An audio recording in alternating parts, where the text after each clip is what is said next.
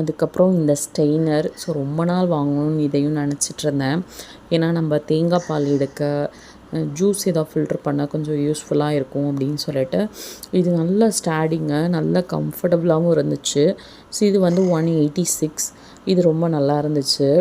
அதுக்கப்புறம் இந்த pepper salt வந்து போட்டு வைக்கிற சின்ன சின்ன பவுல்ஸ் மாதிரி வாங்கினேன், மூடி போட்டது க்ளோஸ்டு.